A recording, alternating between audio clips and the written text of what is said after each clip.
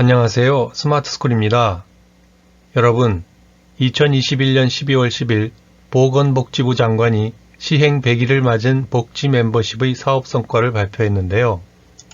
결론부터 말하면 복지 멤버십의 맞춤형 급여 안내로 21만 8천여 가구가 26만 건의 복지 서비스를 새롭게 받을 수 있었다고 합니다. 새롭게 받았다는 말 속에 무언가 핵심이 있을 것 같은데요.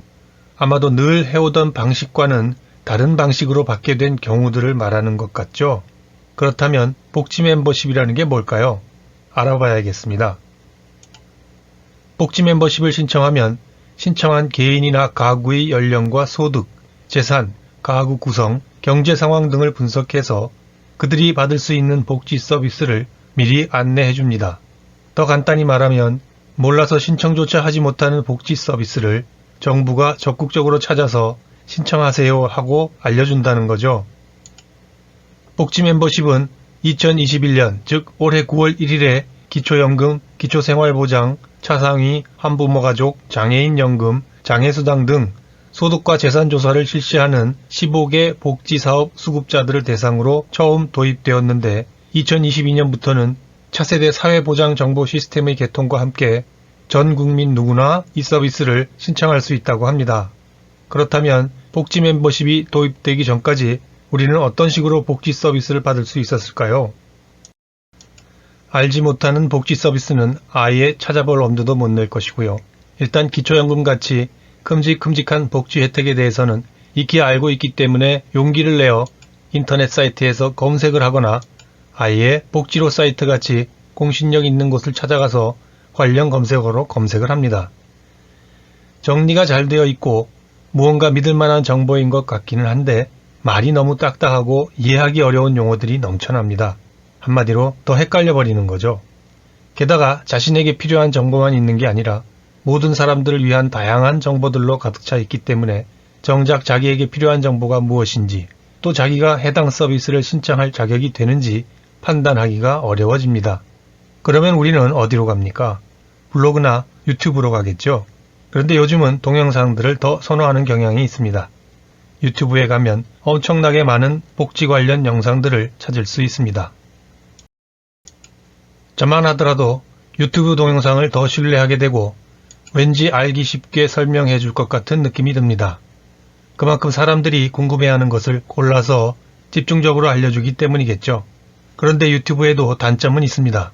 제한된 길의 영상에 많은 정보를 담기가 힘들다 보니 무언가 결정적인 정보, 즉 자신이 해당 서비스를 받을 자격이 있는지 없는지 확신을 줄 만한 정보가 부족하다는 느낌을 지울 수가 없습니다. 그러면 또 이걸 신청해야 하나 말아야 하나 망설이게 되고 그러다 보면 슬슬 귀찮아지기 시작합니다. 여러분도 대충 이렇게 되지 않으시던가요? 네, 사람들마다 소득, 재산, 연령, 가구 구성, 경제적 상황 등이 모두 다르기 때문에 그들 각각이 필요로 하는 맞춤형 정보를 제공하기는 여간 어려운 일이 아닙니다. 그래서일까요? 내년부터 전 국민을 대상으로 확대된다는 맞춤형 급여 안내는 그 이름만 들어도 반갑기 짝이 없습니다. 그럼 대체 어떻게 하길래 맞춤형이라고 하는지 좀 더 자세히 알아볼까요? 복지 멤버십의 최대 장점은 뭐니뭐니 해도 맞춤형 안내에 있습니다. 그리고 맞춤형 안내의 기초가 되는 것은 가입자의 연령, 소득, 재산, 가구 구성 등을 알 수 있는 공적 자료입니다. 따라서 가입할 때 가입자의 경제 상황과 가구 구성 등을 파악할 수 있는 공적 자료, 즉 개인정보를 제공하는 것에 동의해야 합니다. 이 과정만 거치면 다음부터는 사회보장 정보 시스템이 자동으로 분석하고 파악하고 알려줍니다. 홍보용 이미지에서도 알 수 있는 것처럼 복지 멤버십은 가입자의 공적 자료를 기반으로 가입자 본인과 그 가족의 생애 주기, 즉 영유아기, 아동기, 청소년기, 청년기, 성년기, 노년기 등 생애의 단계별 과정마다 가입자에게 필요한 복지 서비스를 자동으로 파악하는 시스템을 구축하고 있습니다. 가령 결혼을 한 경우라면 난임부부 시술비 지원과 고위험 임산부 의료비 지원을 안내하고 출산이나 육아를 하는 경우라면 산모, 신생아 건강관리 안내와 양육수당 및 보육료 지원을 안내하고 자녀가 취약할 때는 자유수강권 안내와 교육정보화 지원을 안내하고 65세가 노래하면 기초연금 신청 안내와 노인 맞춤 돌봄 서비스를 안내하고, 생활이 어려울 때는 기초생활보장사업 안내와 각종 요금 할인 및 감면을 안내하고, 그리고 사고가 나거나 질병에 걸릴 때는 의료비 지원 사업을 안내합니다. 여러분, 대한민국의 중앙행정기관이 운영하는 복지사업은 2021년 5월 기준 총 356종에 달할 정도로 다양합니다. 그리고 판정 기준도 복잡해서 복지 수요자가 자신에게 필요하고 또 자신에게 꼭 맞는 서비스를 찾기가 정말 어렵습니다. 그런데 복지 멤버십처럼 개인과 가구의 특성에 따라 맞춤형으로 미리 알려주기만 해도 훨씬 더 가벼운 마음으로 복지 서비스를 신청할 수 있지 않을까요? 복지 서비스 신청의 문턱이 낮아지면 아마 더 많은 사람들이 복지 서비스에 관심을 가지고 그 혜택을 받으려고 할 것입니다. 그럼 복지 수요가 발생하는 순간부터 복지 서비스 수혜자가 되기까지의 과정이 얼마나 개선되었는지 좀 더 자세히 들여다볼까요? 복지 수요가 발생한 때부터 복지 서비스의 수혜자가 될 때까지의 단계별 개선 사항을 복지 멤버십 시행 이전과 이후로 나누어 알아보겠습니다.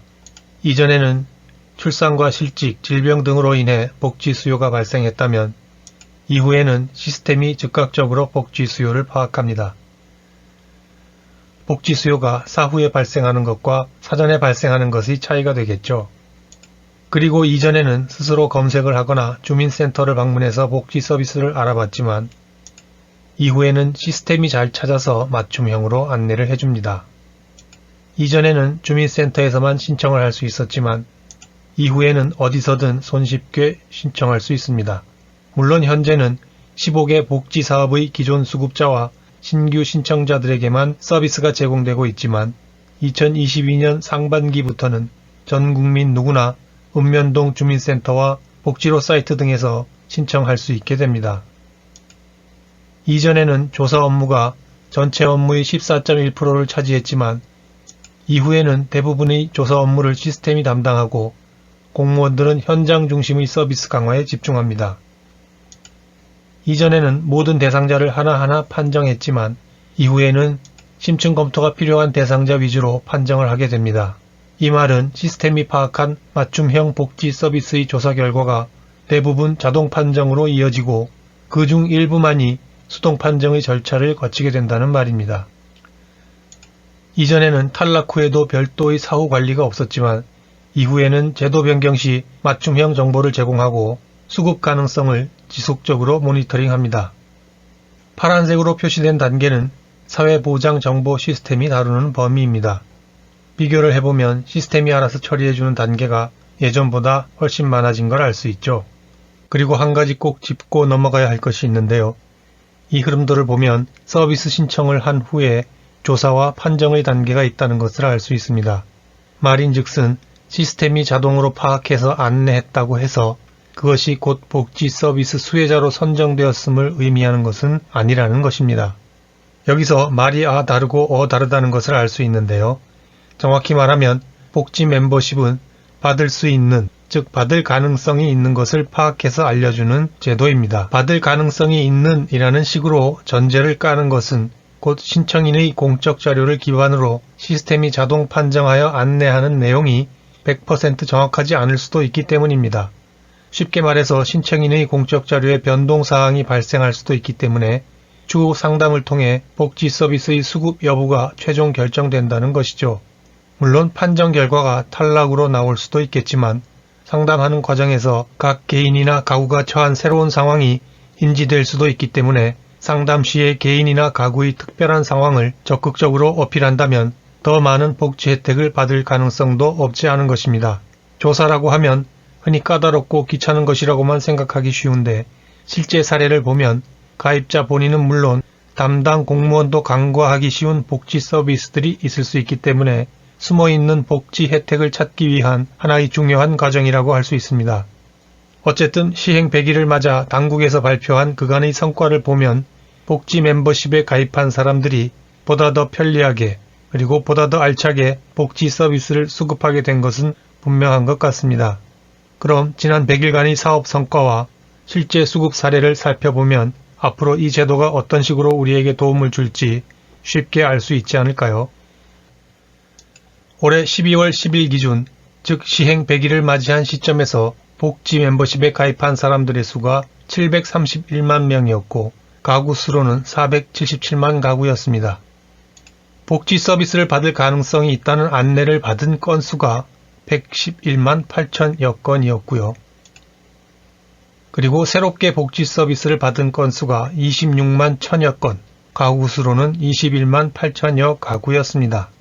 그런데 여러분, 이 숫자들은 전 국민을 대상으로 한 서비스의 결과가 아니고 15개 복지사업 수급자들을 대상으로 한 서비스의 결과였습니다. 2021년 9월 1일에 복지 멤버십이 처음 도입되었을 때는 표에 나온 것처럼 15개 복지사업에 국한해서 적용되었습니다. 다시 말해서 15개 복지사업의 기존 수급자와 신규 신청자, 그리고 수급 희망 이력 관리제 신청자들에게만 가입의 기회가 있었던 것입니다. 이것은 현재까지도 마찬가지입니다.